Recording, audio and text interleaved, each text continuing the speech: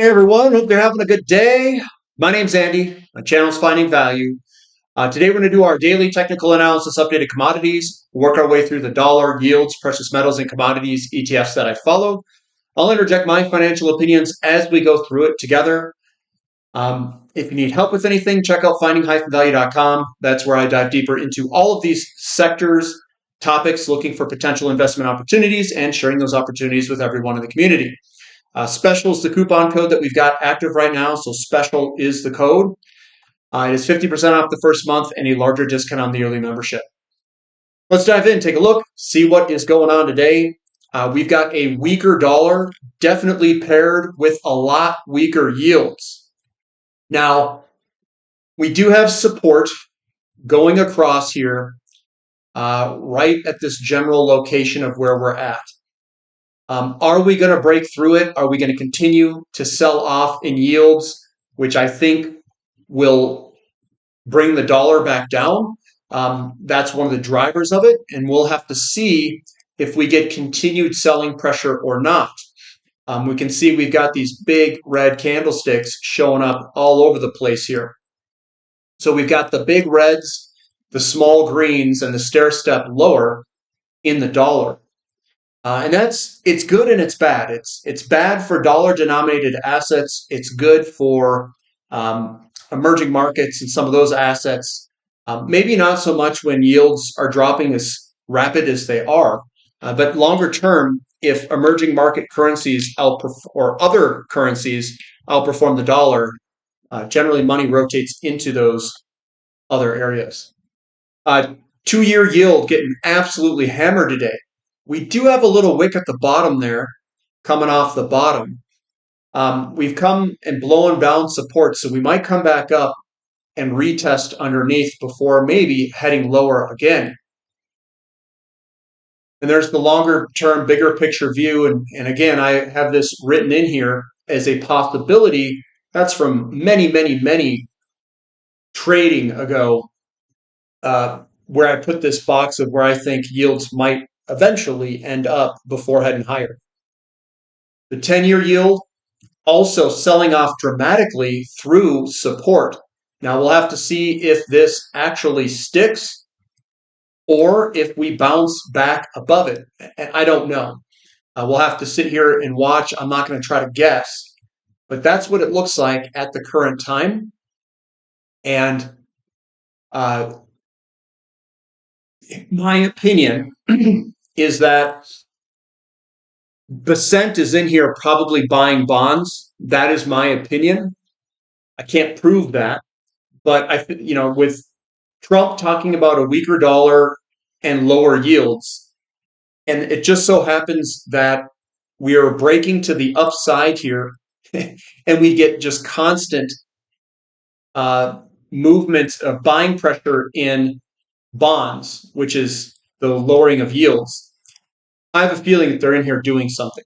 That is my guess. And they specifically said they want to lower the 10-year, and here it is going lower. The 30-year also fell down about 2%, but we're still above a lot of support there. And we've got downward facing patterns. So to me, this doesn't look bearish. It still looks bullish for yields to go higher.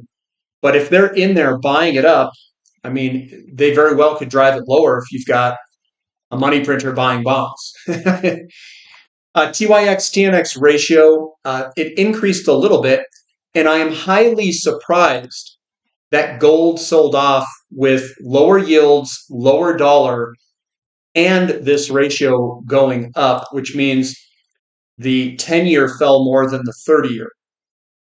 I find it very weird. We've got bond prices obviously are up when yields fall, so that was up quite a bit today. They gapped it in the morning, so all of these were gaps in the morning right off the bat. They gapped it down and then pushed it, and then the 2 and the 10. Now this is not. So when you see recessions, when you see these guys in these recessions like this. Generally, people run into bonds, but this is almost like yield curve control, where they pushed the long end of the curve down and the shorter end of the curve stayed a little bit more firm. So we are actually inverting the yield curve right now to the upside, almost like they're trying to manipulate how this curve is positioned. We've got gold down $33 an ounce, and I'm quite perplexed by this because you've got a weaker dollar, you've got weaker yields, you've got the right setup in how yields react, and then we get a $33 or $34 down day an ounce. To me, I think they're doing something. I don't know what it is. They did something here. They did something here today. Based off of when gold does really well, a lot of the times it goes up when the dollar and yields drop the way that they did. The only thing it didn't do is you didn't get the yield curve, the 2 and the 10, to go down. It went up. Silver down 1.6%. A nice big wick at the bottom, which means there's some support there. And I don't think this is necessarily a top. We'll have to see. But on the bigger, longer term view, everything looks good for silver. And when I mean like a top, I mean like a short term top or something like that, where we go even more down it. The shorter term here, guys, I think they're doing yield curve control. We're still above the support regions here, like this guy there and the support region there. So yes, we could go down to this area and eventually bounce back up, but it looks good. It still looks good. Platinum up $6 an ounce, kind of the one that bucked the entire trend, and we still haven't broken out yet. I'm surprised that this hasn't run yet, and I'm sitting patiently in it, waiting for this potential move upward to materialize out in the future. And I think a weaker dollar could definitely be a driving factor or tailwind behind this breakout. We do have a 1, 2, 3 consolidation too, with a nice big bullish engulfing right at the end of it. That's generally a bullish formation. Palladium selling off down 1.66%, right at support. So that's looking, it actually looks pretty good. The way that it bounced, we bounced right off the support area here and came back up. So Palladium still holding above support. We've got GDX down. Well, most everything was down, but we had good buying pressure throughout the day. So GDX was down, GDXJ and SILJ, and all leaving these wicks at the bottom. So there's some buyers that came in and stepped in and bought throughout the day. XAU to gold ratio at a very low level. This is probably one of the lowest levels in history that this ratio has been at. Here's a couple of other times in history, and we're at that support level. We'll see if it holds, and we'll see if we can get some traction to the upside for gold and silver mining companies to outperform gold. Crude oil down 2.2%. I know some people are getting afraid here. Now, here's another thing. Just think back to what Trump wants and what he might do. He said, I want a weaker dollar. I want a weaker 10-year, is what Bessent was talking about. And these are somewhat correlated to some degree. And I don't know if it's confusing the market here. We had a nice big down day, 2.2% here. We're still above support. Could it get uglier? Sure, it could always get uglier. We had this potential try to break out there, and you can see strong selling pressure. And then this came right after it. I don't think this is recessionary because they've come out and said exactly what they're going to do, which is lower the 10-year yield, lower dollar, and I think there could be a yen carry trade that's getting all jacked up at this time. So we could be seeing selling pressure across the board in everything. Now, does that mean a recession's here? Does it mean? No, that does not mean a recession is necessarily here. We haven't seen the 2 and 10 uninvert, the 2 just drop like a rock, and then the 10 kind of lag behind it. TTF down 6% today at the bottom end of support, and I could probably draw this a little bit different, like here, more towards the bottom end of that. I just threw that line in there. Natural gas in America up 4.3%. That looks ready to go higher. It looks really good, sitting on top of long-term trendline support with today we got a more of a bullish engulfing candlestick today, which is good for a move higher. XOP, yeah, you know me.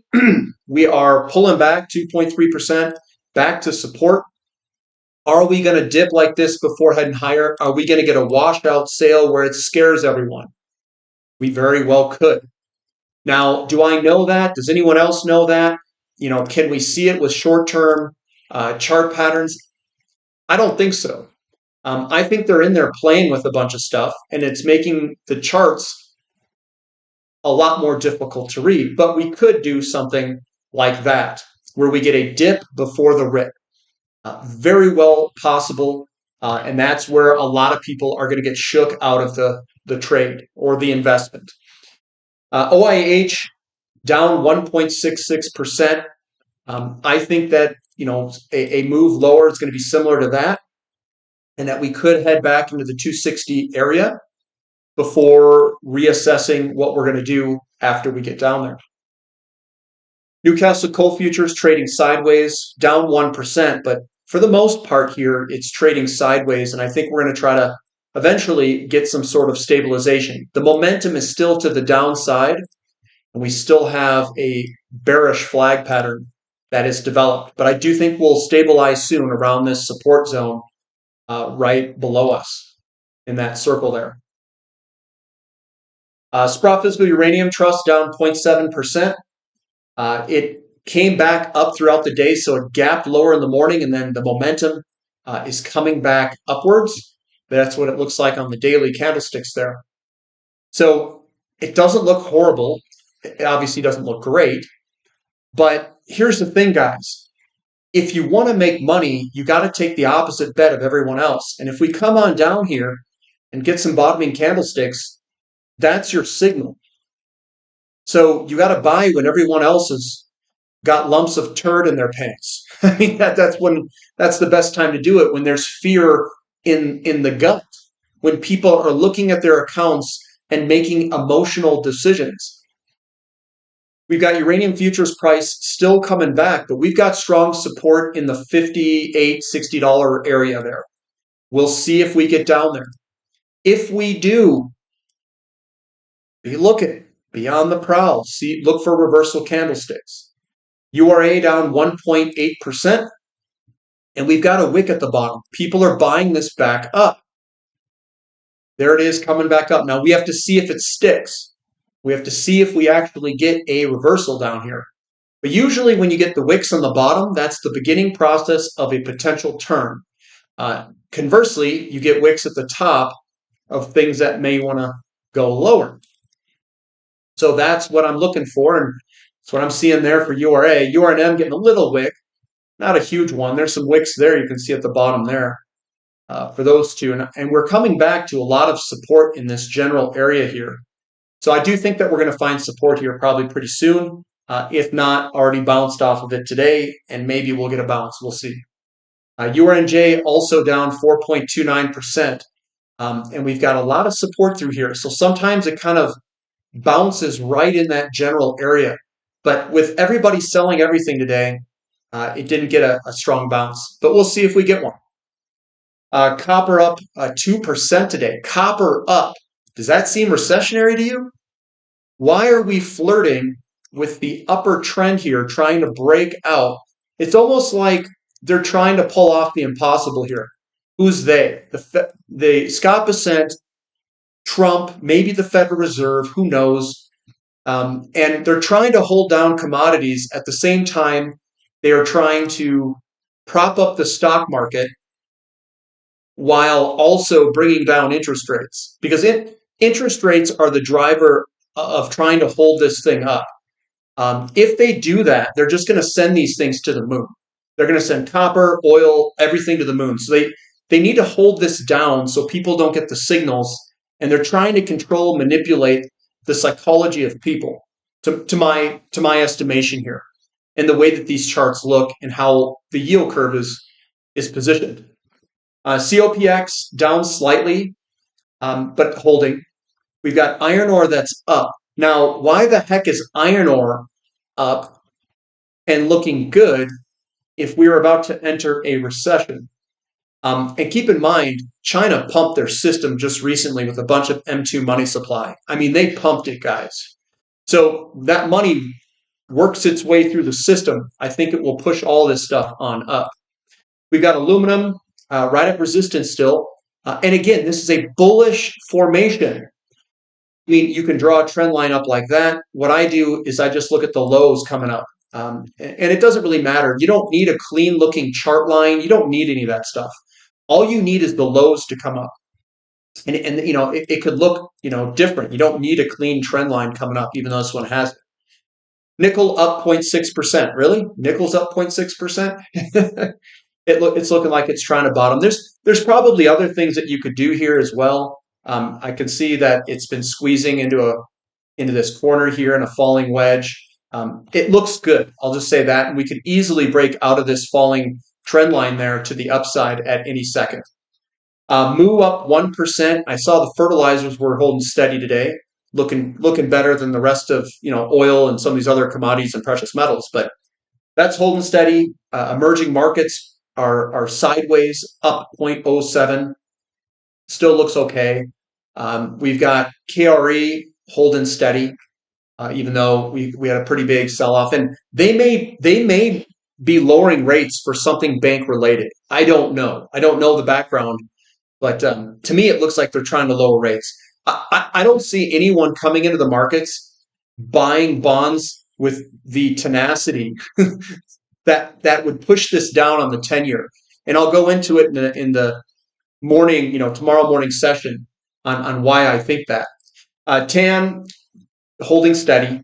We've got lithium, which is down 1%, but above its structure. There's the three hump consolidation. Then you get a little zigzag. We broke out of the structure, and we could do a retest on top of the structure. We've got REMX right at support. It's got a little wick at the bottom. That's good. You can kind of see that we're squeezing up to some degree. We did enter that from the top side, though, the top side down. Baltic Dry Index up 2%. I think it was up more than that today, but that looks good. That looks better, and it is recovering. So this bottom guess, pretty good. XHB up 2.75%.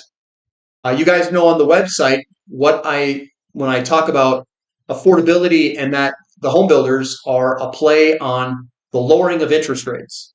And we got a big move in interest rates on the 10-year. Scott Bessent, I think, is specifically targeting this, home builders and the 10-year yield. If he's successful at bringing that down, I think this will go up. And the reason they're crapping their pants is because we've got rising wedges. It broke to the downside, and they're like, crap, we need to get the rates down now. And I think it's causing problems maybe with the yen carry trade, and some things need to unwind in the beginning here. We've got the Russell 2000 down slightly, but still above support. We've got the S&P 500 down slightly, and these are the things that they're targeting. They want this higher, in my opinion. And then the NASDAQ is holding on barely up here. SMCI down quite a bit. This is a nice little reversal there, and this has always been quite volatile. NVIDIA down 2.8, but we're at support, and we'll see if it holds. We've got Bitcoin down, and I know everyone is cheering that is anti-Bitcoin. I'm not in the camp that this is ready to rip down yet. See that wick at the bottom? I think that Scott Bessent, I think he's in there buying up bonds. I think he is trying to hold the NASDAQ, the S&P, and Bitcoin higher. And Bitcoin will be a resultant of it. It'll stay up. Ethereum too. So it does look ugly. We are getting a pullback here, and I don't like crypto. But I do know that lower interest rates and printing a bunch of money could send this higher again.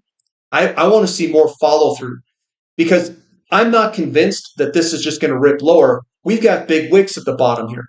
Someone's accumulating, and these guys are ruthless as can be. So they may drive rates down, drive this down, and accumulate with the big volume that they've got because they need selling pressure if you've got a lot of money. We've got MicroStrategy down 11.4%. We'll see if this pulls back or if we stay within the pattern. And I'm not, when I read these things, I do not let my biases, take a hold of it. This could be a 1-2. We'll see if we get a 3 here, a bounce, and then whatever little move there. So we'll see if that's still in play. The VIX is up a little bit, 2.3%. And that's where we generally end it. So we're going to end it there. So that's what I see in the markets today, guys. Give me a thumb up for the content. Subscribe to the channel. Subscribe to the website if you guys need help. Special coupon code, specials the coupon code if you'd like to join. I'll be releasing a midweek update probably late tonight or early tomorrow morning. And you'll get my opinions on what's going on with everything in the individual companies. But that's what I've got for today, guys. We'll catch you next time. This is Finding Value.